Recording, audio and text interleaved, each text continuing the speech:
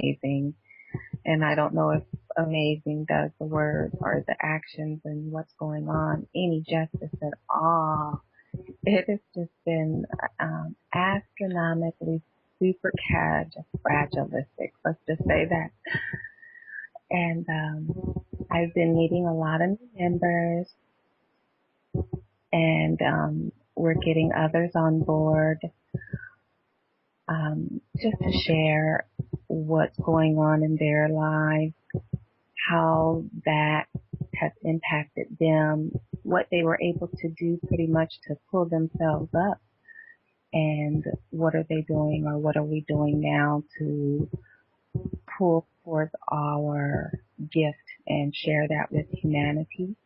And so this particular forum will allow the women to come together, putting our brains together, allowing our daughters to speak, allowing them to hear us, what we are going through, what I just explained, and how they can be stronger women in the future and avoid some of those pitfalls that we fell into early on. And so I want to say thank you to each of you who are here, those of you who are listening today. We'll just go one by one and share whatever we wish, however you feel led.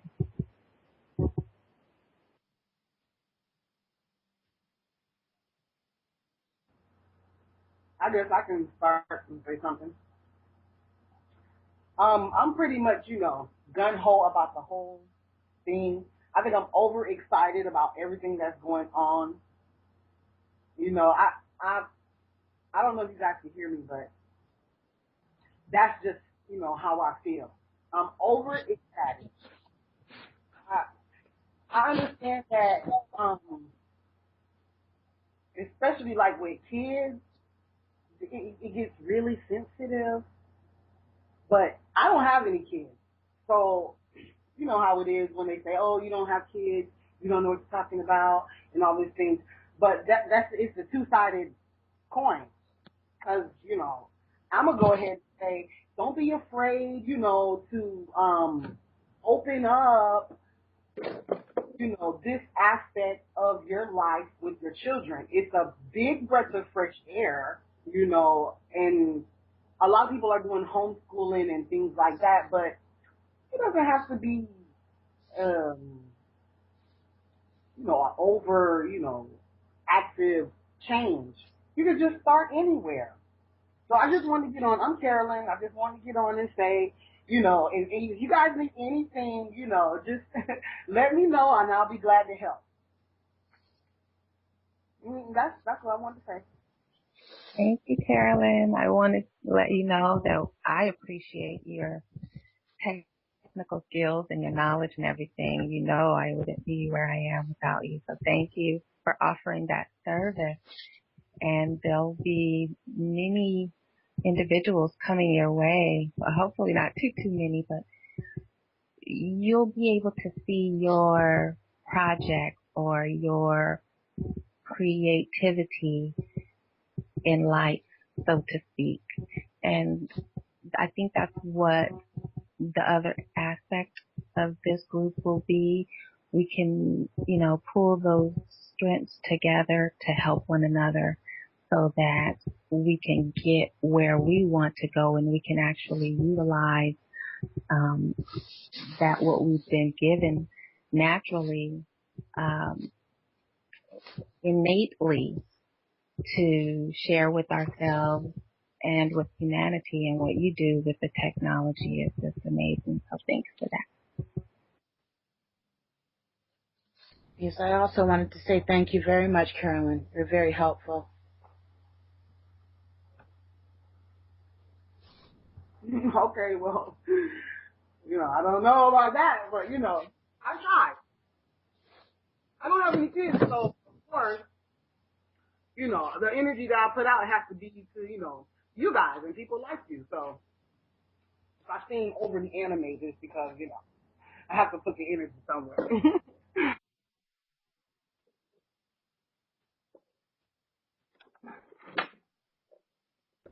I kind of wanted to talk about the group and how I was looking at the group. I was talking with with Crystal last week, and she was very excited about the movie, the Django, and then she tied in the 100 Monkey Theory in it, and I started really thinking about it and thinking about, the women's group, like when we were talking, and then did some research, and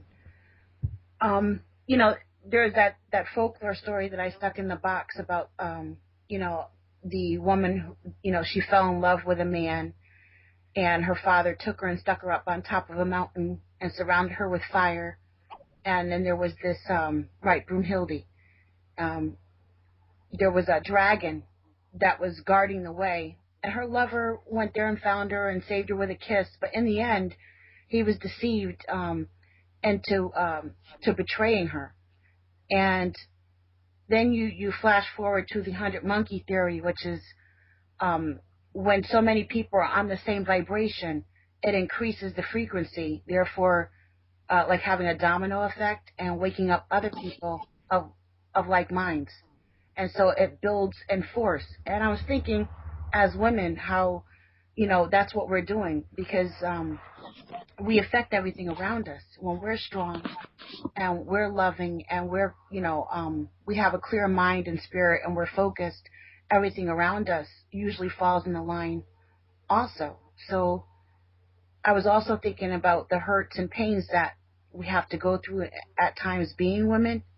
I know I've had a lot of my own trials, and I was thinking of that as far as the being tricked, the male being tricked into betraying the female, and looking at it kind of metaphorically, with past relationships and things that have happened. I was saying to myself, at this stage where I am, love has healed all that, and love does. And so, and I'm not talking about being stupid, because, I have this saying, I made up recently. It's like, we're user-friendly, not usable. So what I'm saying is that now that we've raised our vibrations and we're out trying to do things and help each other and not stuck so much in the same rut as a lot of women that aren't conscious, we can use our creativity and love and awareness to raise that vibration using that 100 Monkey Theory and learning from this Broomhilde concept. So I was wondering if any of you looked at it, what you think about that. This is Roxanne. Can you guys hear me okay? Yeah. Is there too much of a reverb? Nope, you're fine. Uh-oh. Someone just turned on my page. That's my music. Sorry about that. It's actually nice. Is that okay? Yeah. All right. In fact, this actually kind of sets the mood for what I wanted to say. Anyway, my generation, I was talking with Carolyn earlier, and my generation were the hippies, the flower children, whatever. But it is my generation that never went to war either, because we do not believe in war. And we are becoming more and more of a matriarchal society rather than a patriarchal. And we were talking about, the Scientology and the Hindus and trying to get together and keep all the knowledge to themselves. And it's not going to happen, because too many of us women, are going to not let that happen. And we've got a direct line to creation. So we know how it is to create. And even if you haven't had children, you still go through your menses. You still go through that pain every month. And those eggs are still inside of you. So you have the power of creation, whereas the men don't. And the men are wondering what they can do, to be a part of this society, and they're finding out that they're becoming obsolete, other than, having to move very heavy objects. And so they're turning more and more to the women and trying to find their place. And I think that we are finally understanding that men and women have to walk side by side, not one over the other. And that way we can bring our world into fruition and quit getting mired down by money and status and all of that stuff, because it's just so unimportant once that you understand the rest of the world and the spirit and the astral planing and your spirit self and your physical self and your metaphysical self, and bring those together. So anyway, that's all I have to say. I just think this women's group is wonderful. You know, I mean, I'm an old fart. I'm almost 50 years old. But it is so exciting to see all of these people on the resistance and have me come in and be a part of this and share my music and my soul and my heart, because that's where it is, guys, you know. And, yeah, it's taken 50 years for people to be here and do that, but the time wasn't right. The world wasn't going to accept it. And just like I was trying to find a platform for my music, and when I found the resistance and found this, it was like, oh, my gosh, you guys, this is what I have been saying all of my life. They've told me I was crazy. They've tried to medicate it away. They've tried to do all this stuff, and I'm telling them they're wrong. And now I found this site. I got connected with resistance, and I find out everybody all over the world is now finding out this stuff. And, oh, my gosh, I don't know if you guys can feel, I've got goose pimples. I can feel the vibrations just like going mad right now. But this is a wonderful group. And as women, you know, it's good that the men like Savan are acknowledging that, and they're wanting to walk side by side, because that is the master plan. And I think there's some of us that feel like we don't have a soulmate. I had my longtime soulmate commit suicide a few years ago, which was really disheartening to me. But I kind of found out in that, you know what, I do have a duality in my soul. I do have a male and a female duality. And that's why I'm able to do things by myself. And I think that women need to empower themselves and say yes, and bring their man in along with them and say, hey, look, you know, I'm not better or bigger than you, and you're not better or bigger than me. We are one.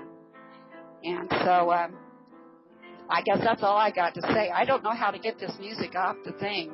So is somebody else on my line, or No? Let me see if I mute my thing, if that comes off. I don't know. No. There we go. You know, okay. That was inspiring what you said, you know, and you opened it up for more, you know, more detail as far as people's lives and what we're sharing. Like, you know, who are we when we get together? You know, what are we bringing to the table as far as being able to share things with one another? And, you know, since I got to the resistance, I've been able to do so many things that I didn't think that I was capable of. I mean, you know, theoretically, I could sit there and daydream about things that I wanted to do, but I had no way to put it into to existence until I got to the resistance. And then I learned so much about myself, and I was able to share my life with other people. I was able to be helpful, like Carolyn was saying. You know, I live for being helpful, to be able to do things for others. It makes me feel really, really good. And you know, I'm doing these things, and my husband started to get kind of jealous, you know. Males do feel like that when they have spouses, and you're in your own world doing your thing, and you feel like, you know, you raise your vibration when you're doing all this stuff, and you feel good about yourself, and you're able to help people. And he's watching this, and, you know, they have their own trials and stuff that they go through in the world. And sometimes I look at my spouse like he's kind of a big baby. He needs a lot of attention. He's high maintenance. But, you know, it's balancing all that, balancing being able to help each other as women. And it's a healing process that we go through. And then when you click off the line, you go back to 3D, you always got to make that sandwich and check the homework and, you know, maybe help your husband do the things that he needs to do. You know, and then there's the bills and the house cleaning, and all that is still waiting. It kind of felt strange to click off the line and go back to all that. And I was having a difficulty balancing all that. I wanted to stay plugged in. And, you know, I've been going through that. You know, I had to make that adjustment, you know, with my children and balancing here and family. And then, you know, it's been nice to know that all that stuff that they told me that I was crazy before I got here, and all the pills that I stopped taking long before I got here, that it all paid off, and that what I was listening to, that voice inside me was telling me the truth, that I didn't need all that there was nothing wrong with me. And to meet other women who are like-minded, it just feels really good. So, you just want everybody around you to feel the same way that you do. And the hard part is when we disconnect, to look around at our own lives and family members and to see many of them don't want that. They don't want their reality changed. I mean, they just don't want it. And to mess with that, I mean, I had to realize, who am I to mess with somebody else's reality? I have no right. If they don't want it, don't give it. And so, making these connections with you and helping make them with myself was very important. Hi everyone, I'm Tina.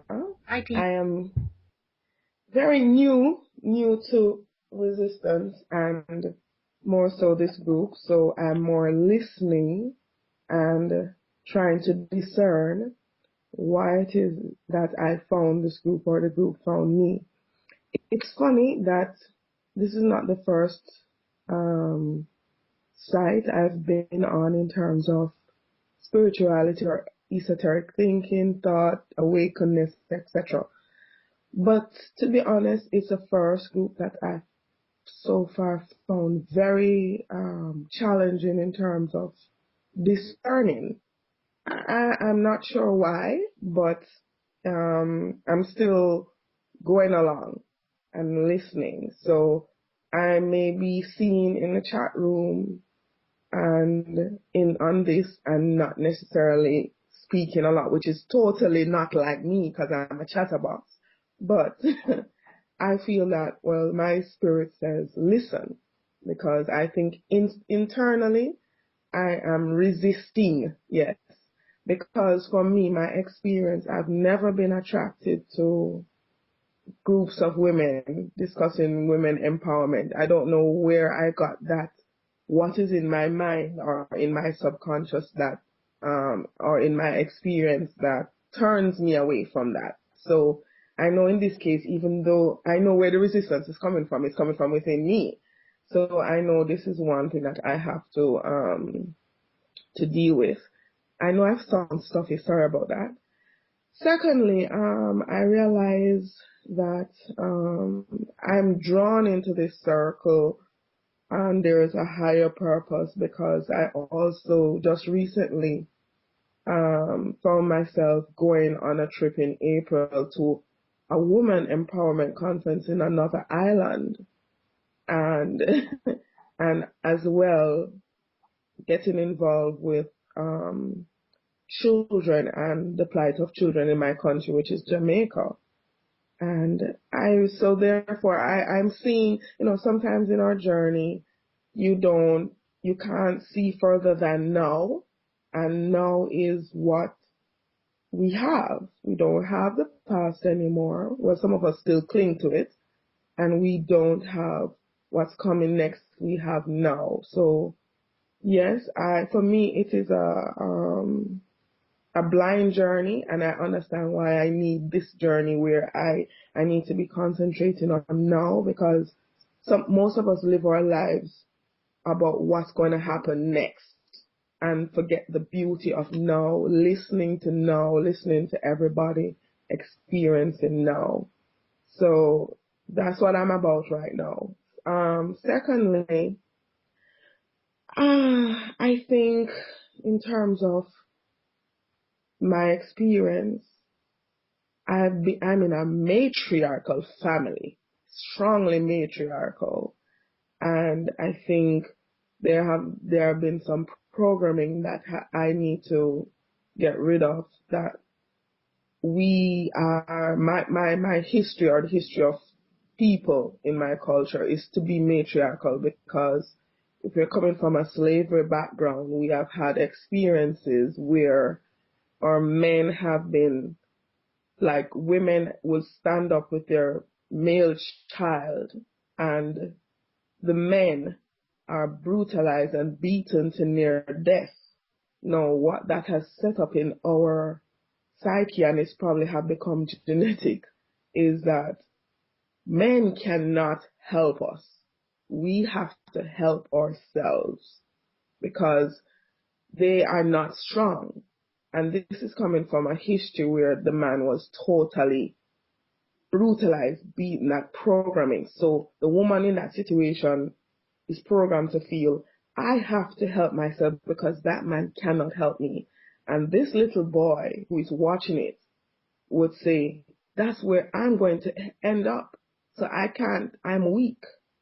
So it is a serious programming, especially in the black culture, where that is concerned. So in Jamaica, you'll find most of our families are matriarchal, not patriarchal. Even though in businesses, etc., the CEOs are male, but the majority of the workforce is female. The graduates from universities, about 70% women. So in Jamaica, our problem is emasculating men. And I think my turnoff from groups is that I felt the imbalance on that end. So I was never attracted to a woman empowerment group because for me, the men are the ones who needed the balance is, if you want to call it, in our favor. We don't feel like we're favored because we have taken on the workload and then we are now quarreling. Where are all the good men? But we need to realize that we as women in Jamaica have taken over the slave master's job of lashing our men to near death. And we have to stop being the slave master. That's our programming. So sometimes when I hear persons and their other experience from the other culture, I can't readily identify. You understand with that? Because women in Jamaica will abuse their men. We will beat them. You know? So yeah, so that's why I think maybe it's strange for me to be in a group with women because I always think it's the men that need help. But I'm learning that we need help in the way of getting back in touch with our femininity. We have lost it. And most of us don't realize. We are taught and being trained to be the givers. That is actually the men. That is their role. So when we become the giver over and over, they have lost who they are. And most of them trying to be like women or dressing up like women, etc. Even if they're not homosexual, it's that bad.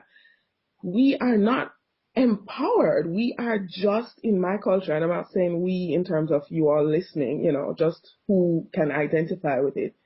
We have taken over the slave master's whip and are beating our men. And that is, for me, the most crucial thing that needs to be corrected. We have forgotten how to be women. A lot of women are in touch with their masculine side. And I realize for me, this is the case because if I'm walking with a bunch of my friends as women, I'm letting them through the door first. It's like it felt like that's what I'm supposed to do. And it's just now, in the last year, that I've met my twin flame, because I do believe he's my twin flame, not even soulmate, that I'm just learning after 40 odd years of living to get in touch with my feminine side. When he does something, I'm trying to jump to do it over, and he has to say, let me do it. And then he had to explain to me that this empowers him and makes him feel like a man, and I have to now learn all over, get rid of all that programming that I had, and learn this new balance. And it's not easy, but when I give way to it and we work together, and because we have now called ourselves us. So even if I'm here talking to you guys and he's not interested in it, I feel like because I'm getting some gratification, some fulfillment, some empowerment from talking to you guys, it flows to him. So even though he's not there talking with me, we have to be so in touch with each other that even if we're going off into our own unique journey, we know that whatever good is happening to me, bad is happening to me, it flows to him. He feels the energy. So even when we are together sometimes in terms of couples, we still have a separation kind of thought pattern. So this is I know I can talk, but this is just my background. This is my perception. This is my viewpoint. And I'm just letting you know me a little bit in terms of that. So for me, I am just learning to be a woman. And ladies, when you give way to it, it feels so good. It feels strange. It feels wonderful. But for me, this is the energy that's coming into to Gaia. I see Gaia, that's Earth. The rebalancing of the feminine. And you're right, whoever said that before, it's not women taking over, right? We have to balance with our men, and part of it is raising them up by being feminine. We don't have to do something to them or be something at them. The more feminine we become and get into what that is, that's what lifts them up. So sometimes we feel that it's a duty, it's a technique, it's a procedure, it's something to read, it's something to enact. A lot of times it's simply something to be. So, and I'm more identifying with that because I'm trained to be a doer. I'm trained to be a go-getter. I'm trained to be a giver. I'm trained to be a provider for my family because the men may not be there. That's not it. That's not it at all. Right? For me, I'm not telling people how to be, but I'm just talking from my perspective. So, I'm welcoming this because I'm new. I'm new to being a woman. I really am. And that's really a very difficult thing to say out aloud to anyone else. But I really realized I didn't have a clue. So now I have let higher spirit as opposed to my program brain and ego lead the way. And when that is in lead, the rest is just going to have to be trained to follow my body. I've always had female reproductive problems, and I'm now realizing this is all because of my male mindset. With my male mindset, my body is actually transforming and responding to that energy, so my female reproductive organs stop working. It is that energetic, we're that powerful that we can affect our bodies, affect how we speak to our children, affect how we speak to our boys or our girls and even our men, so. Okay, I'll stop talking now. Well, yeah, this is me, and I'm enjoying listening to you all. Thank you for that, Tina. We're glad you're here. That was wonderful. Okay. You wanted to do a meditation, Keishan? That's beautiful. I am so thankful to hear the various experiences because being in California, Arizona, that's totally different climate, of course, environment than what you've been involved in. I know our communities have a lot of work, and that's why we're here to see what we can contribute to make it a little bit better. I think we can, since the four of us have already spoken. We're a little familiar with one another. 1, 2, 3, 4. There's 5 of us. If we want to take some time to do a guided meditation, or if we want to just take some silent time, or we can continue talking, I can use, of course, the last few minutes to share and kind of give an update of what is next.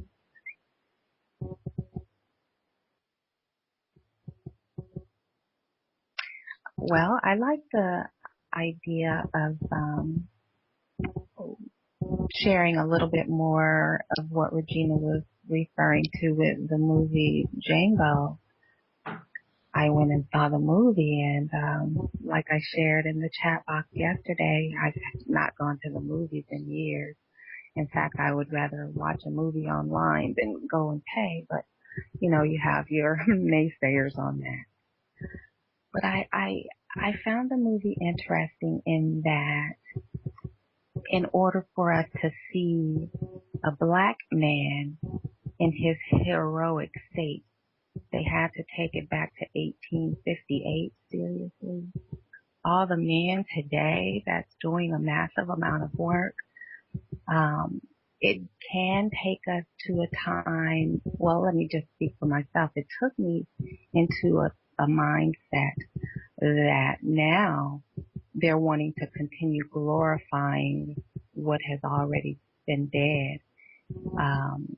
And the word nigga, I'm sorry, was used an enormous amount of time to where it was a little bit uncomfortable because it was used at the very end in a way that was somewhat endearing, like, who is that nigga?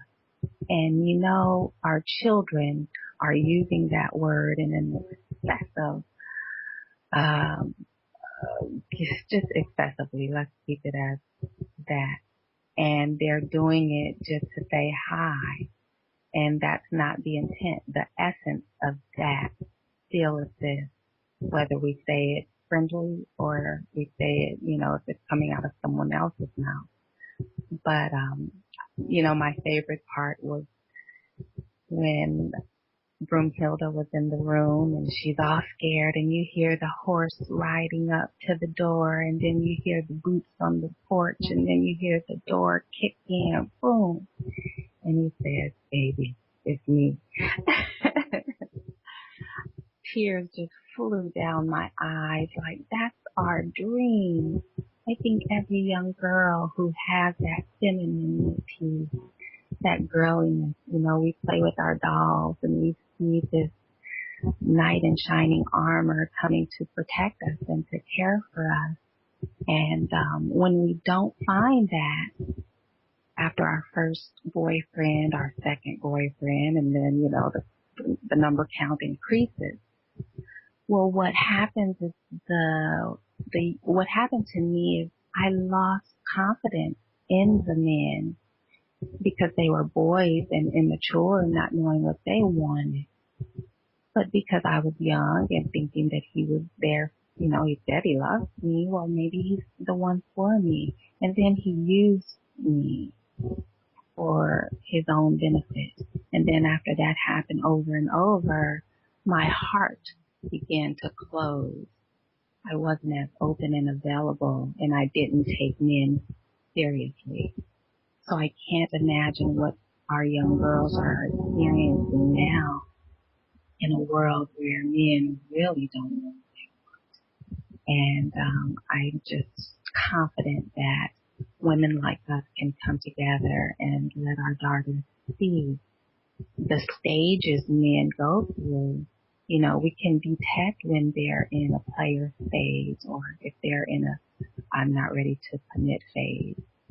And then during that time, if we're really into that particular man or boy, then we can get ourselves together, work on our craft until he's in that state of mind to where he wants to commit and come back. But in most cases, when we're open and available to love, the right person will come into our lives. And we have to still be open for that, because if our heart is completely closed, then we don't leave the room open for that man who is our flame, our twin flame, to come and take care of us. Thank you, Keyshawn. That made a lot of sense to me. I'm glad you shared that. It reminded me of thinking about, you know, how I've been waking up and the female energy. And, you know, I was very aware that I have a lot of masculine energy. And I'm doing this P90X workout with my husband. And there's a section of it where they do the punches, you know, the boxing. And it's a hook up, left, right, or whatever. And I'm trying to do it, and I'm not getting it right. And I realize my brain is not coordinating right with my hands. And I'm trying, and I'm still not getting it. And my husband is standing there, and we're doing this together, which we've been making a lot of effort to do things together lately. And he's like, just look at me, babe. Look at me. Don't look at him on the thing. Look at me. And after a couple of times of that happening, I realized how resistant I was to let my husband guide me through something so simple that I wasn't even getting. And it just hit me like a ton of bricks as I was trying to get it myself again. And I realized, just stop it, Reg. Stop it, Regina. This is your husband. It's something so simple. And if you can't let him guide you through a simple, thing like this, then, there lies the rub. There's a serious issue here with you. And so once I let go and let him show me how to do it and just watched him and I followed his hands, it felt like something just released. And something so simple allowed me to go further and further.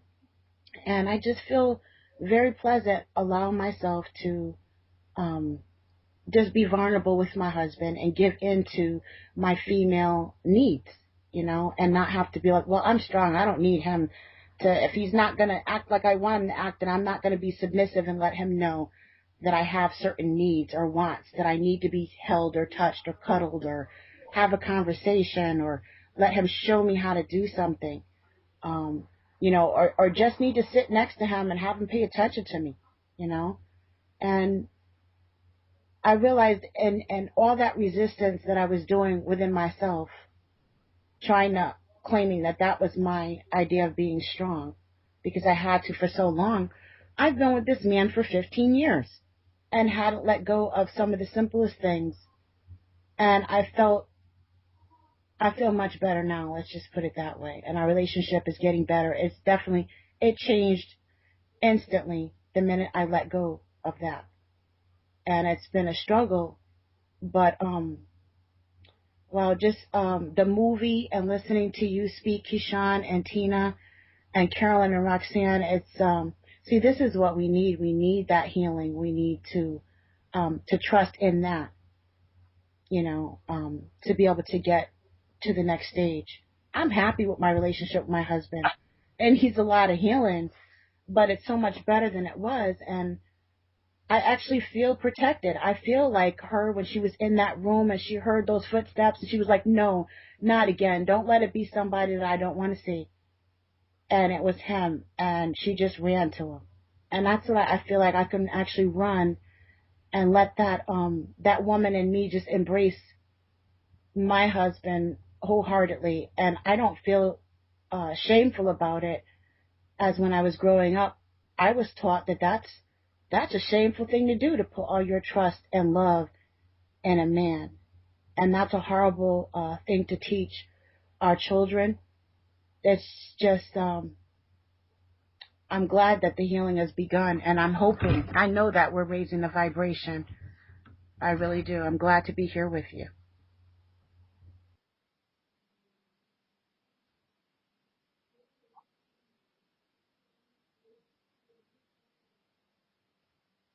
I was just thinking as soon as I was quiet how difficult it is to be vulnerable with each other also, because it's all new to me. So life gets very interesting when you let go. And all that illusion of what we thought was the idea of self and the idea of a woman or a male, it just disappears, and then you kind of feel lost. But because of the consciousness of the universe that's been present, within my life, and I know in yours, it's just so much easier to be in that space where I don't know what I'm doing because I know it's got me. I'm okay. Mm-hmm. What I saw early on growing up as a young girl, seeing my mom or seeing my sisters or aunts going through various relationships, for some reason, I didn't see very many of my older female family members married to one person. And so I didn't have an idea of what marriage would be. Um, we lose trust in our girlfriends. Early on, I did, because if I had a boyfriend, they were looking at them, and if any funny business went about, it's like we feud with the girls over the guy, when the guy is the one who's looking at us like, okay, what are they going to do about this? And so after seeing over time girls feuding with one another over the men, I decided I don't want to be involved in that. So let me just have my relationships with my men or boyfriends or guy friends, because they can share with me things that maybe girls can't about guys. You get that male perspective on things. And so that's where I found my support, even in business. If it was a male manager, I got the job on the spot. So I learned I can trust men more. If it was a female, there was always some cattiness going on. And so as we get older and we see, okay, that isn't working, when we become secure with ourselves, and now I'm married, and if someone looks my husband's way, I'm not going to be mad at the girl. I would be wondering, okay, if I trust my husband, then her intent shouldn't matter.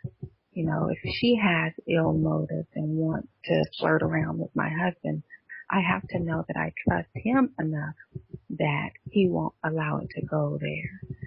But even in this virtual online environment, we have to have just as much trust, because it could seem harmless because it's online. And, we can get just as jealous, or our husbands or our boyfriends can get just as jealous by seeing us interact online with people they don't know.